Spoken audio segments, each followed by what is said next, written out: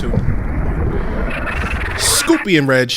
In Charlotte, North Carolina. For All-Star? All-Star, man. We've did a few interviews. We've got some funny stories, and we got a booking right now. Before we talk about who we have, we must mention and pay the bills that Catalyst Impact Protection Case is the sponsor, and shout out to sponsor. Shout out to Catalyst Case. Shout out to Chris.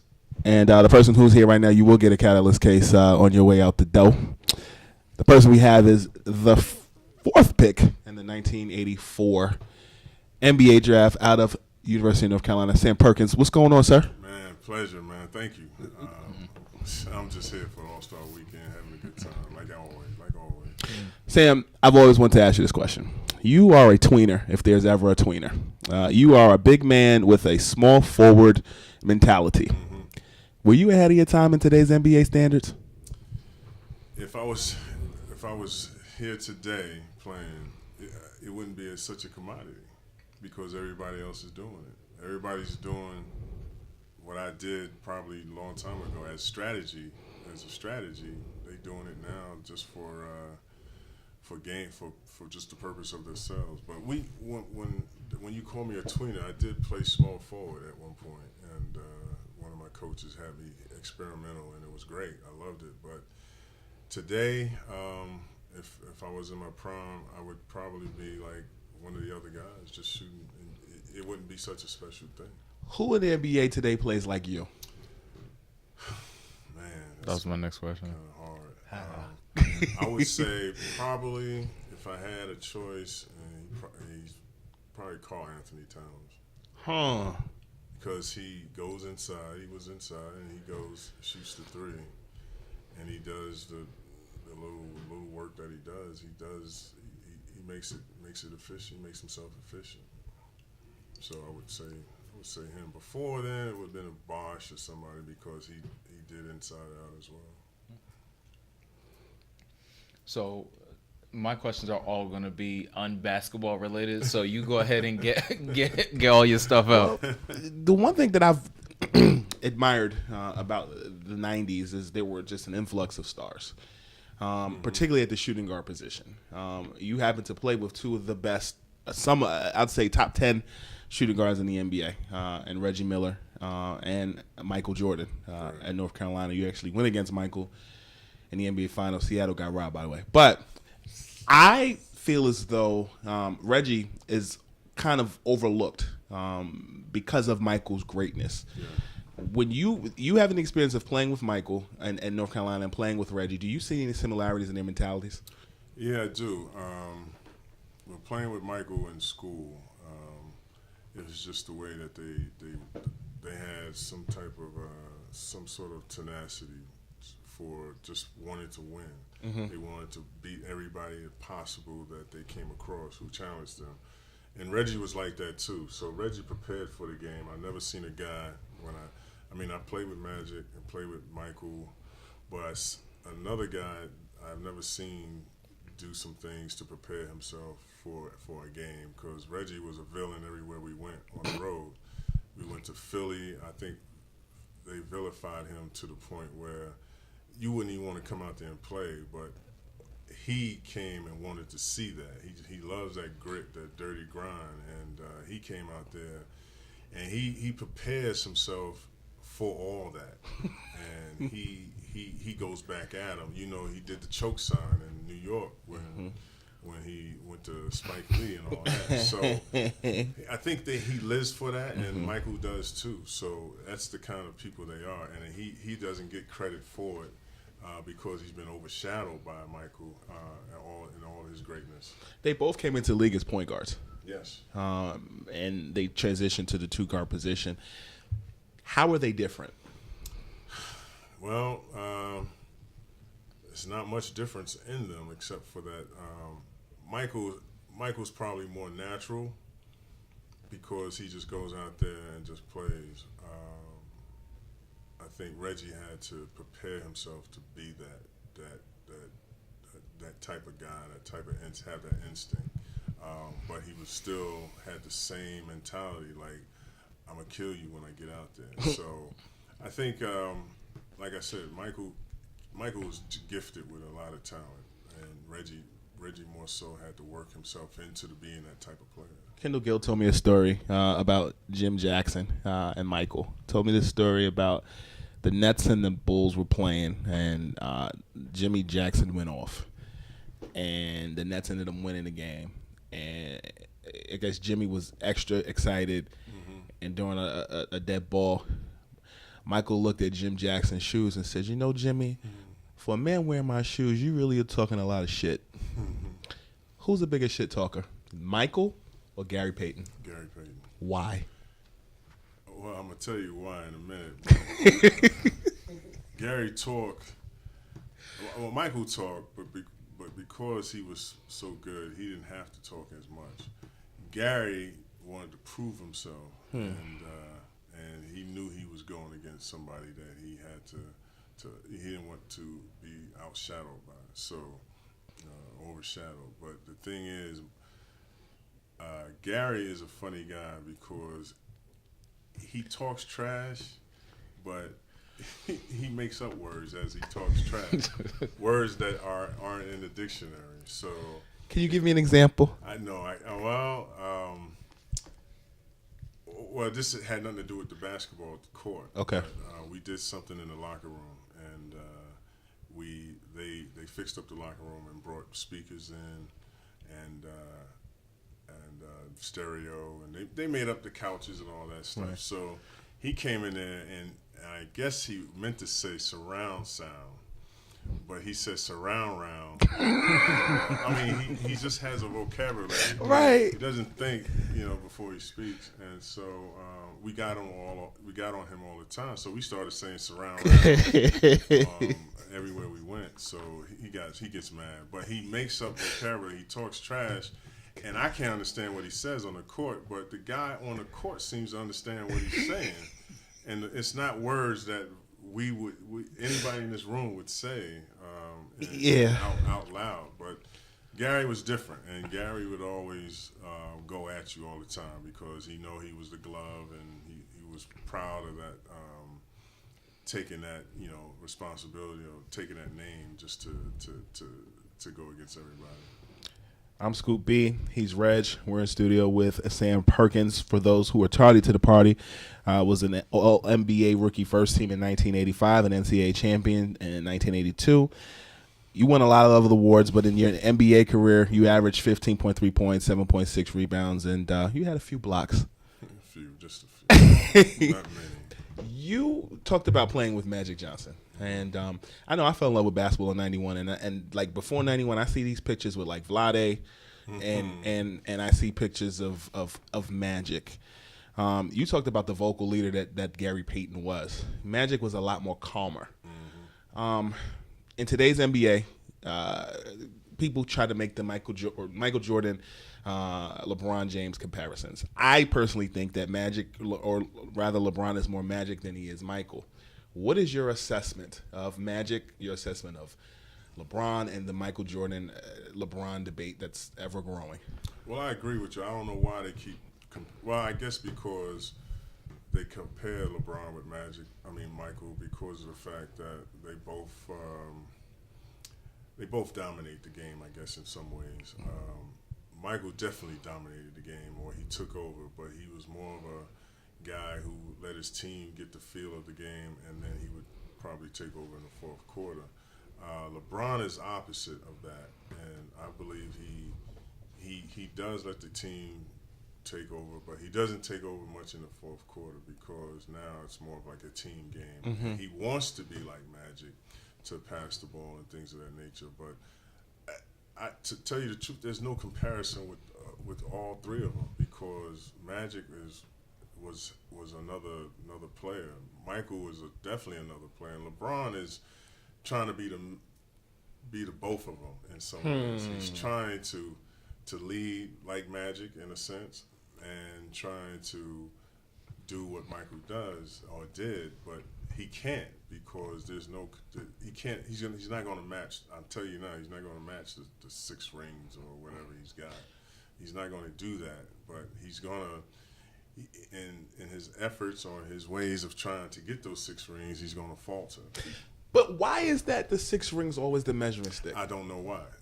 But the thing is, because if you what are you gonna measure? Why you compare him now anyway? Why what's the point of comparing him if you don't compare the 6 rings? All right. Well, I'm jumping in, and I'm not a big basketball guy.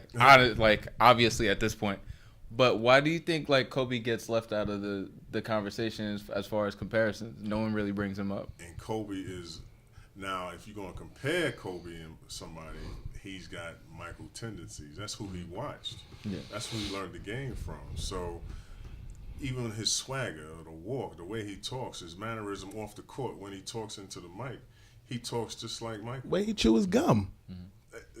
Exactly. The way he walked. You know, there was a comparison the way he walked, or there was a video that same move or something like that. He emulizes Michael more so than LeBron. LeBron wants to be better than Michael. He wants to.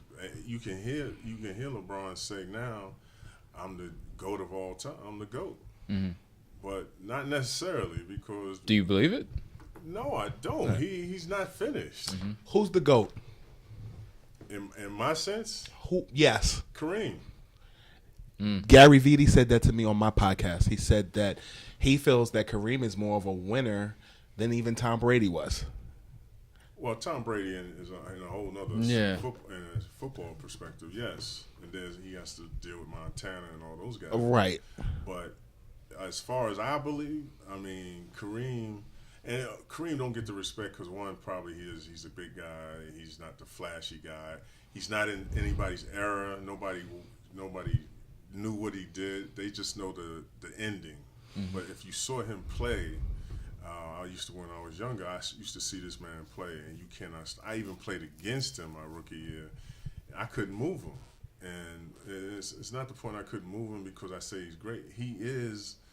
I mean, there's guys that did a lot of things better than these guys done, but because we're in this era and the way news and media, social media is, you only see Michael. Oscar Robertson is left out as well. You know, so and he's salty about that. He's I mean, when you talk about triple doubles, you only talking about Russell Westbrook And Jason Kidd. But you don't talk about Oscar Robertson because he's so far back, and that's where Kareem gets lost, and that's why I say that. But when you talk about Michael and LeBron has. Playing against Michael I have never played against LeBron, but watching LeBron, Michael was tough. You can ask anybody that guard him, the Byron Scotts, the Joe Dumars, the Isaiah Thomases. They will say Michael Jordan. Probably would say, I would think they would say Michael Jordan before they say LeBron right now. But LeBron and don't I have no ill will against LeBron or anything like that, but it's just the fact that when he played. We had hand check. They beat him up. Detroit beat him up a couple of times. Boston gave him a little rivalry, you know. So he learned. LeBron did the same thing, but you can't touch LeBron now. So he whizzed by you. You know, there's little guys. If you're 6'6", you're the same size, and he's playing forward, small forward. Well, there's a small forward that's 6'6", but real thin. Can't guard him now because they're so young. Does LeBron? When I watch LeBron, sometimes I feel like I'm watching Charles Barkley at times because the defense is they're so much smaller than him. Yes, they're so much smaller than him. So put LeBron against Oakley back in the day. Put LeBron back against even go further. Chuck Robinson or small forward or somebody had Larry Nance. I mean. It's almost like it would be interesting because now these guys he's playing against are so much younger. This is what his 16th year in the league, and he's playing against guys who already should still be in college. So when he plays against Phoenix, plays against Sacramento, he's going to have his way, and it's not the same competitiveness. So they say, well, he's not playing against. That's unfair because he's not playing against men. But reality is what it is. Michael played against every veteran and went at every veteran from Dennis Johnson to McHale to Larry Bird to the guys of Charles Barkley. He's beat them all. Clyde Drexler.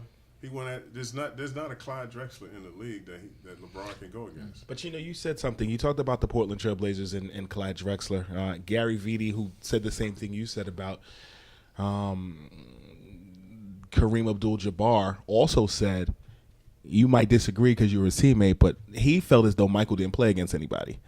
And if that's the case, that would include your Seattle Supersonics, who in the Western Conference was a team to be reckoned with. That was the year that they went 72-10. Yeah, that's probably the last year that he had real. You talking about Michael? Yeah, 96 y'all played them. Yeah, we played them, and it probably was easy for them too at that.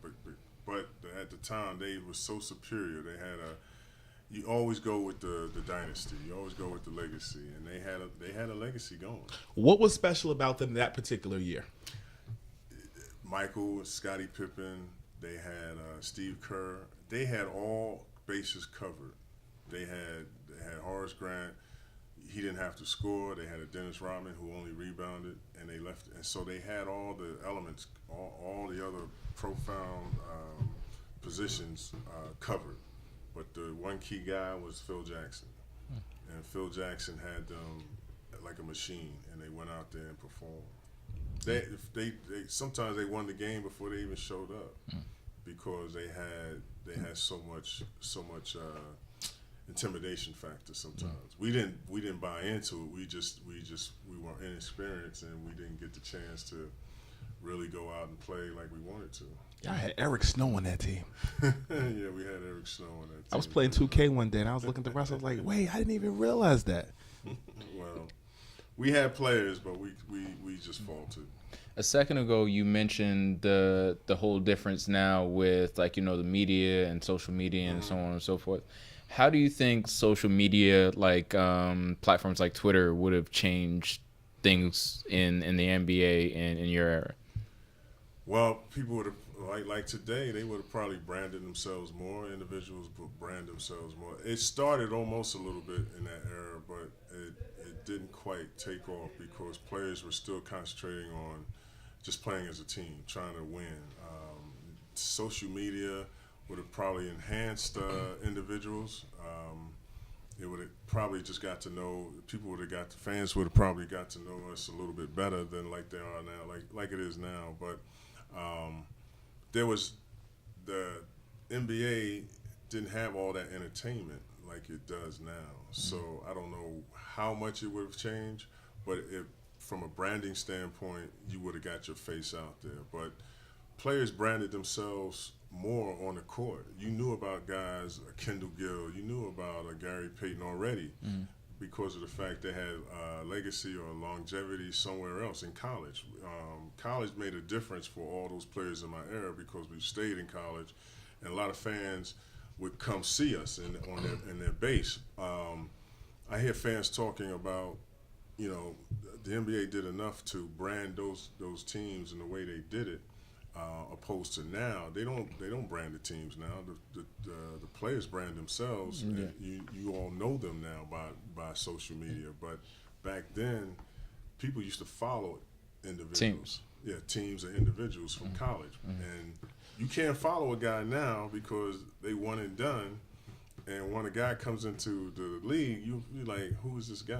I heard of him, but I don't know what he can do. So.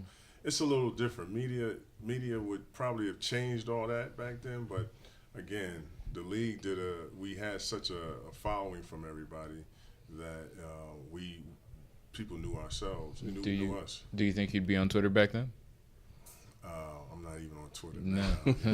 But I probably would have been, to tell you the truth, because it was something new and part of the branding situation. But I think now people. I always run into people who say, I used to follow you, blah, blah, blah. He said, but I don't follow basketball now. And I asked him, why is that? Because he said, the game has changed, It's like we had parity, more guys that they knew. So if I went to North Carolina, you knew I went to North Carolina. So you knew Michael went to North Carolina. You knew Isaiah went to Indiana. So they used to run out and come home and watch basketball. But now you you get somebody, the same person that say they still watch basketball, they say no. They don't run home and do the same thing. Do you think like social media would have changed things that happened, like for instance the lockout or something like that? Do you think it would have affected? Yeah, the it way would have people brought attention to some of the things that were surfaced. Behind the scenes with basketball. More the intricate things that were going on, but it would have let you know, let a fan know what's really going on behind the scenes and things of that nature. Social media would have definitely let people know that. Just like a player getting into trouble, got caught doing something crazy. Social media has changed that now to the point where you can't even turn left or right without, somebody. You can't hide it. So without doing something. Let me ask you a question. Who in your NBA era could not be on social media back then? In what way? Just they got mouth. They got, not to incriminate anybody, just their personality. Maybe You'd be like, yeah, it's a good thing it didn't exist for them back then because they probably would have got themselves in trouble. Man, there's a lot of guys that I would have thought. I probably would have started with my team in Seattle. We had an array of personalities there. We had Vin Baker, we had Gary, we had Askew, we had Kendall Gill, and the things y'all do not know that we did after games. like what? It's like I'm playing. Like, yeah, I'm playing. he would be like, tell us. Well, let me tell you. Well, we weren't in a big city, so we had to make do and whatever we did. So we hung together, but then all of a sudden we went into our own caves, and those caves of secrecy, things that you all probably do, from strip clubs to private parties, doing those type of things. Social media would have got us bad too. We would have been. We would have open. It would have been evidence. Yeah, it would have been evidence. So if somebody said you did this, they're like, no, we didn't. That camera phone is the worst invention that they ever made. Because they snitching. That gets got. Everybody telling. Yeah. Seattle doesn't have the Sonics, or don't have the Sonics, excuse me. Do you want Seattle to get another team? Definitely. They still have I call it layaway. They have a layaway groundbreaking place or area that they still trying to hopefully one day have a team there, and they came close. Of course, Sacramento, got it, but they still have high hopes because there are people now till this day. They just had a preseason game. I want to say it was Golden State and I think it was Sacramento, and they just played in Seattle. Yeah, they just played in Seattle, and people came out like it was the main event. Like it was a boxing match between, Muhammad Ali and Mike Tyson. People came out and just drooled over the fact that that's how much supported that having a team there used to be. And it was a main event. I didn't realize this until looking back that was the hottest ticket. When the game came, no matter who we played, especially if we played the Bulls or the Lakers, Utah, Portland, whomever, they came out, and people are still wanting that right now. And the jerseys were lit. The jersey, and they had all kinds of jerseys, and they were. If we stayed, they'd been off the chain because somebody designed them to the point where even the players liked them than the way they had them. When you were in Seattle, Ken Griffey Jr. was doing his thing. How often did he come to Seattle Sonic games? Oh, he came all the time. I mean, he came. Well, every time I saw him, probably. I wouldn't say all the time, but I would probably say when the Lakers came, the Chicagos came, the Portlands came. When we were playing Houston, he would always be there according to his schedule. But Ken Griffey was the man as well, and I think I want to say I wasn't there. I don't know if his father was there. I don't know if they played together, but I saw Griffey a lot. My era I saw was Alex Rodriguez too. He was prime there as well. New York Yankees pitcher CC Sabathia announced that this would be his last season playing in Major League Baseball. He had that cool factor. When you look at Ken Griffey Jr., he had that cool factor. The home run derby with the hat backwards. I find that certain African American baseball players, they gravitate to NBA players more. Mm-hmm. For Griffey, looking at him, what was cool about him to maybe you or some of your peers? He was left-handed. Huh. He was a left-handed batter with a smooth swing, and he did it. He looks like he did it so effortlessly. You being like Gary right now. Well, without making it hard for himself. He looks so easy. How's that? I don't know why I'm tongue-tied. Outside of basketball, what other sports do you watch? I mean, because like you just mentioned, like the whole Mike Tyson, Muhammad Ali thing. I was into boxing. I know Mike Tyson when we were younger. Nice. Back in upstate. So I met a mutual friend. John Horn was in his corner at the time, and so I knew John Horn. I knew his brother. I played against his brother in high school, but I met Tyson through them. So I followed him a great deal. Any interesting Mike stories you got? Well, I mean, again, he had his moments, but it's nothing bad either. It's been a long time. Like he's like we know he was wild back then. He's mad chill now, so I feel like friends. he can let it off. Oh yeah, okay. I've never seen him talk. I never really seen him with like a woman thing. It was always just hanging out, and whatever he says, he was so. I don't know. He was just so lyrical with his words, saying, prophetic things. The funniest Mike Tyson story I ever heard, I think it was what's his name? Arsenio Hall was talking about Mike Tyson, and he said Mike invited a bunch of people over to the house, right? So this was back when Coming to America came out. Everything was like, they were super popular, and him and Eddie were on a limo. Everybody jumped in limos on the way to Mike Tyson's house. So if you can imagine a ton of celebrities at Mike Tyson's house, everybody in their limo, they're about to get out, and I guess a tiger runs out onto the lawn. Wow. So everybody stays in the car. Right. So they're freaking out, and Mike walks out the house like, what's everybody's problem? So he's on the lawn wrestling with this tiger, and everybody's looking at this guy like he's insane. That's Mike. I mean, that's how he was. It's interesting you say that because I did go to a house party, and this is in Vegas. It was so hot. I remember it was so hot. It was like 110. Don't ask me how I got there, but I was there. And in the background, I'm from Brooklyn, just sitting and chill. It's 110 degrees. There is a brother back there, maybe 20 feet, 30 feet from me, wearing a Coogee sweater. Shut up. Was it Biggie? It's Biggie Smalls. Shut up! Biggie Smalls sitting there just chilling. I wanted to get over there, but I believe he had some people around him that you couldn't get to him. Huh. And he's sitting on the patio, I remember to this day. 100-degree weather. 110, 12-degree weather. On the patio. And he's on the patio, but he has a covering. But the sun is coming underneath to the point where I'm like, this man is not moving. And this is the first and last time I saw Biggie Smalls at Mike Tyson's house because there were so many women there.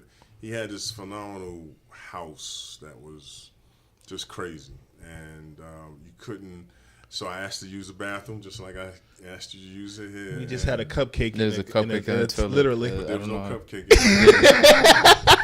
And I got into the house, and it was exceptional at that time, and I remember that party well. But the one thing that stood out was Biggie sitting, a little further than this, and he was sitting there in a Coogee sweater, and the sun is beaming down. You know he was sweating. And he was as still as my man behind his camera right here, and didn't move at all. And I couldn't believe I was seeing this, and that was one of the things that I remember about Mike Tyson because he had everybody there. All the women, all I was looking at was Biggie Smalls because I was trying to get to meet him, and I was like, because you just listening to his music, I was like, I can't believe he's sitting there, but he was not nobody was bothering him, and I believe because somebody, there was guards and stuff around there. East Coast, West Coast. Yeah. Because what year was that? Like 93, 94? This was no, it was earlier than that. This had to be 80, late 80s. Okay. Late 80s, because Mike was around that time, knocking people out left and right. And I was there in Vegas because of John Horn, but I just don't know how I got there. I mean, so they said come to Mike's house. I got into a limo and I went to Mike's house, and I'm sitting up there like I'm starstruck, like I just saw somebody like a girl, like I'm like looking at Biggie like all day, like I can't meet this guy. How can I meet this guy? He sound like Charlie Murphy. I seen like his orange glow, like his aura. Charlie Murphy. So, like, I mean, your whole career, I mean, I would imagine you've seen like some crazy things. You've been around crazy people. What's like the most outrageous thing you experienced outside of actually playing on the court? Well, I've seen a lot. Stuff that's safe to talk about. Can I ask a question? Or, well, I'll be quiet. Go ahead. Go ahead. Well, there's a lot that I can't say. Okay. But the safest thing I can say is that I was in New Orleans one time, and we just won the championship in college. And the first thing I'm seeing is like I could come out the hotel, and I guess this woman found out that we won the championship. And it's safe to say she just wanted me to sign her ass. And believe it or not, there were already signatures before. So my teammate Jimmy Black had signed it because I know what his signature looks like. James Worthy had signed it because I guess I was probably late coming out of trying to meet them to go to the French Quarters, and she had 3 other signatures already. So her ass wasn't all that fat, but it was flat, so you could actually So it's easy to sign? Easy to sign. So that was probably the early stage of She had a very what a thong looked like. She had Yeah, very- Nositol. very signature friendly ass. Yes. It's very friendly for. Yeah. It's paper like. Hey, there you go. She had a broady ass. I'm just saying. That's all French Quarter. I was trying to rush. If that's to the French safe Quarter. story, I'd love to hear that. Yeah. That Man. That is a safe story. I knew we were doing something right when we put Sam Perkins in this. Yeah. I told you we had to get Sam Perkins, man. This is PG, right? Yeah. This is all, so I can't tell you no more. Oh no, Wait, no, we no. could, nah, no. I didn't say it was. I don't know what he's talking He's a about. parent. He's guiding. So go ahead. No, that was safe, but there's so many. I mean, I guess so you can just imagine on my level, Right. You don't know what the Reggie Millers, the Michael Jordan's Jesus. experience, and all LeBrons and Kevin Durant's. I think Stephen Curry's probably safe since he's clean. He's the godchild of the NBA, but. I'm sure everybody has their story, from Kendall Gills to Gary Payton's to even some of the white guys. Dennis Rodman is probably Jesus, If yeah. you had him, he can tell you. He probably say whatever. He'll sit here till midnight telling you the story. Yeah. He did like a really good job. We were having this conversation earlier. He did a really good job of branding himself early on. Do you feel like his antics distracted at all from the game, or do you feel like nowadays like the personalities are getting bigger than the game itself? Yes and yes. He branded himself very well because he made it a thing to get under people's skin, and then people are attracted to that. I compare him to somebody like today Omarosa. She gets under people's skin. She goes on shows. They both Donald Trump's people. Oh, there you go. So, I mean, to the point where he attracts negativeness in his favor. To get people mad, to get people upset, to go back at him, and he's the innocent child all of a sudden. But I think today the personalities are much bigger than the game, because I just heard a guy say he didn't want to go to the Pelicans. He'd rather go to the Bulls. Don't trade me. You know, that's what's his name, Lonzo Ball. Mm-hmm. He's a young guy. You get traded where you want. You get traded if they trade you to the Pelicans, you go to the Pelicans. You know, and because there's a precedent before him, he has this guy go say, I only want to go to the Bucks, Clippers, Lakers, and so on and so on. He feels that way too, and that comes with the personality. The personality is bigger than the game. He's in his second year. And you have his Whatever. dad and all the celebrity around that and all the antics. And he hasn't done much. He's had some games, but for you to sit there and demand where you want to go, that's the personality conflict I have with saying bigger than being better than the game. Because there's legends out here that have more tenure than you, that didn't have the chance to have your ability. That's my phone. It's all about it's all about Biggie. the Benjamins. That's big. So that's what I'm saying. So, yeah, personalities have gotten bigger than the game, and to the point where it's sometimes it's a turnoff. But that's what free agency is supposed to be all about. You make it work for you. You don't force it to work for you.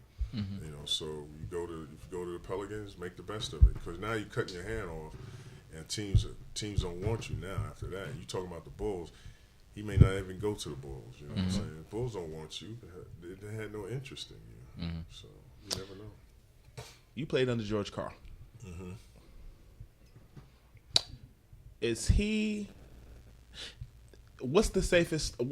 Why do people give George Karl such a hard time? Is it he giving other people a hard time? Does he speak his mind that so people have felt threatened by him? What was your experience with George Karl? Well, I think George Karl had a lot of ideas that the team was not ready for.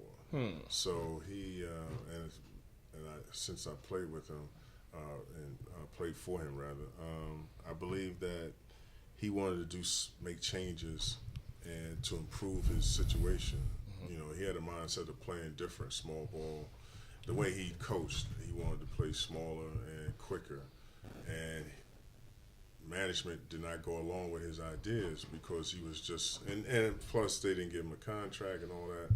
So his mentality was so different to the point where they weren't ready for him. Today he would probably fit in very well, but back then they didn't see what he sought or what he thought of so much, the ideas that he had for the team, and they weren't moving in his direction. So that's why he always had a stance before every time he did something. He could not do micromanaging is what one of the problems that he had, because he was the coach. If you want to win, let me do this. But he emphasized that to a point where management wasn't ready for his ideas. Dean Smith, how was he helpful for your career? He helped me probably more off the court because he was a mentor. And he's always talking about it's time for you. People have done for you so much. It's time to give back, and when you're in that situation, to always try to help somebody. So we sat down. He sat down with all 15 of us. I don't know what all the conversation is all about, but when we talked, it was always trying to inspire, be the first one. He knew my family well. He says you have a chance to play ball while you going to school, getting a degree. He said you'll be the first one in your family to get a degree, and that would be something that they can never take from you. So why not go to school and at the same time play ball on the side? And it's not the other way around. So I mean, he's more of a coach, more of a mentor, and he wanted everybody, and he knew black people. He knew us to the point he knew where we came from and know what we had. And he was prolific about just making you doing some good things, because he's the one who first got a black person to come to this black student athlete, Charlie Scott, to come to Carolina and play. He introduced the world to white colleges, a black player, and the door opened after that. So he's done a lot of great things that mean a lot off the court, and that's how we pay so much homage to him, because you can talk to any Carolina guy, and they will say probably almost the same thing, different way, but the same thing. So how's life been after like retirement? It's been good. It's been fun. It's been interesting as well because the NBA prepares you, and I took advantage of all the programs that they had. I was into communication, so they actually set up things for you to do in communications 2 weeks out of the summer, radio, going on TV, working behind the scenes, working on radio, knowing the board and everything, such as so on and so on. But I went into that, and honestly, I didn't like it after I got into it. And so I had an opportunity to go and showcase. I do camps and directions, be a director of camps. And somehow I did a camp for them in Algiers, and they sent me there by myself with another young lady from the NBA, and we put on one of the best programs that they thought we just going up there to just go ahead and do what we do, but they got so much good feedback that it kind of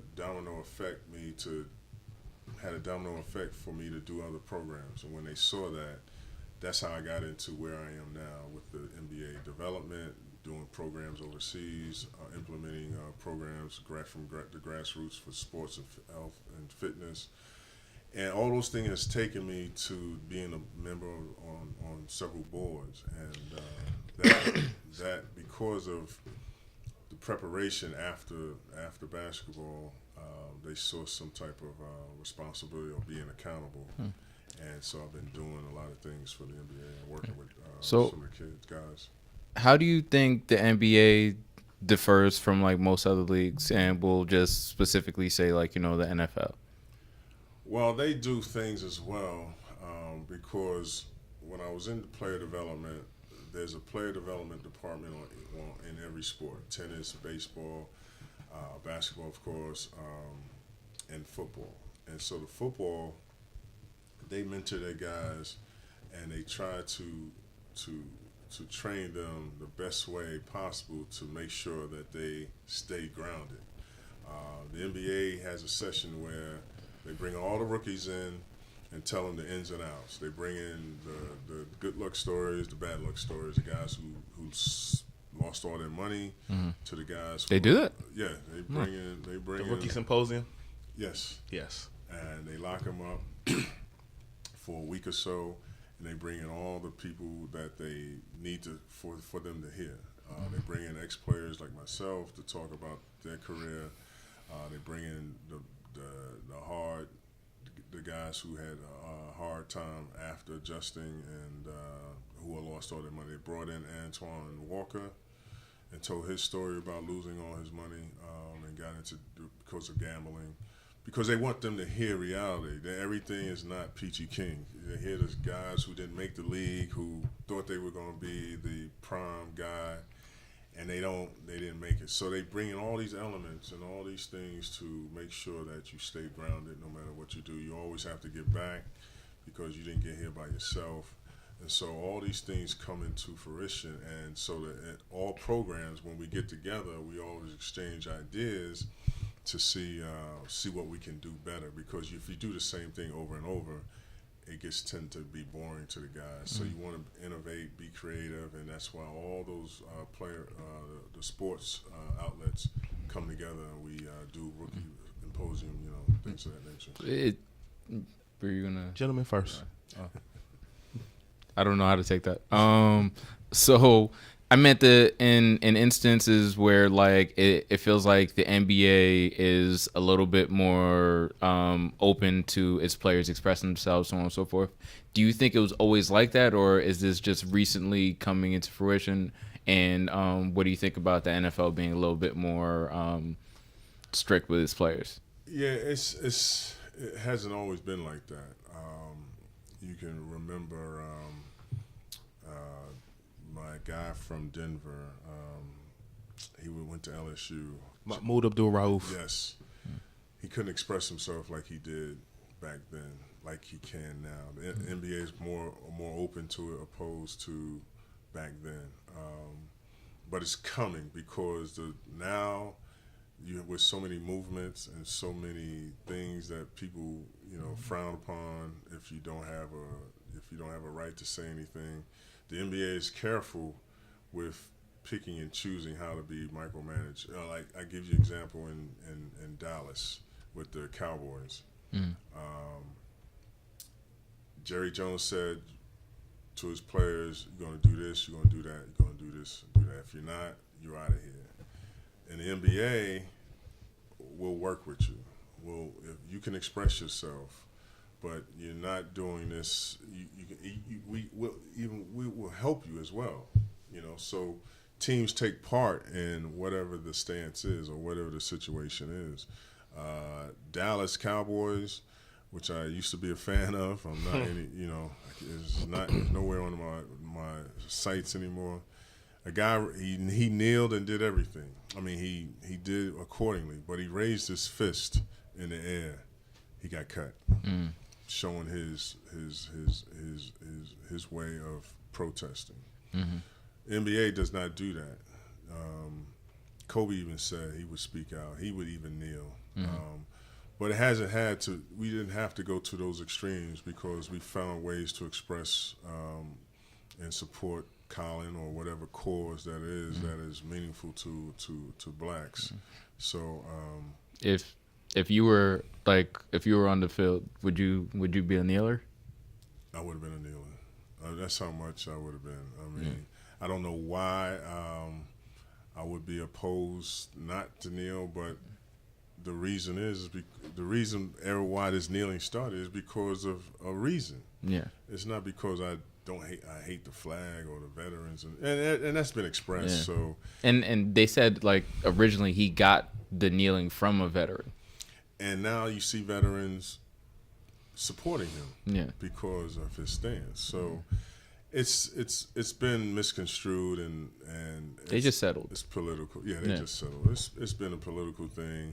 It went up to on the other side where the president got people following him. I mean, you got owners now, true, that feel the same way, because they came back from that time. They 60 years old. Yeah, they 70 years old, and that's about that time where things were like, rough. 13 years slave. One of those runaway slave type things. There was some joke about black time traveler or something. So I mean, NBA works with it instead of going against political affairs. That's all, and I think it works for their favor in the long run as far as them being on the right side of history and Nike and other brands. I think it makes the NBA more favorable to fans. Right, and that's why it's people. We're not fighting against anything. Fans are not protesting because of the fact we're more, I guess I would say, liberal to they handle things better. Yeah. Sam, is Anthony Davis going to the Lakers? Eventually. Okay. He's a free agent. He's a free agent now. So, if anything, they would have to probably, if they want that to work, to make that work now again, is to sign him and trade him or let him go on his own because New Orleans don't get anything in return. Where's KD going? KD is going right back to his spread in San Francisco, or wherever he is. Wherever he lives now, that's where he's going back to. I believe he's a true warrior. I think he's going to stay I think he loves it out there. I mean, why would you leave Curry, Clay, if they sign back? Why would you leave them? I mean, the only place I can see is New York, but because of the city, and he would get more. He would be God out there, if he stays the way he is. But that criticism, some say he wouldn't be able to take. I think he'd clap back at everybody. Okay, so with that said, that's why I think he stays in Golden State. It's comfortable because every time he just chewed out the media with all these. He just said something crazy. Grow up. Up. And I think he has. But everybody has their point where they need to shout out on every now and then.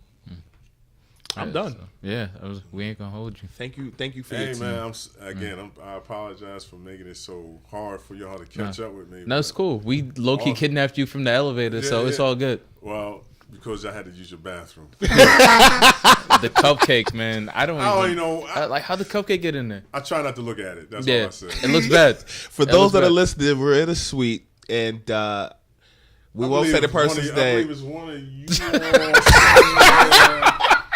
My man from Brooklyn, I can't really put it on him, but he is the quietest one in here. And I think something happened. So I feel a vibe. I feel something right here. But I'm gonna tell you why I'm tight. I'm tight because I wanted that damn cupcake. They look good. 3, 2. Scoopy and Reg